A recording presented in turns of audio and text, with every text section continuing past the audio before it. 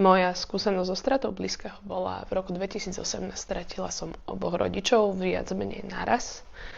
10 dní od seba. A najprv zomrel ocino, 10 dní na to zomrela mamina.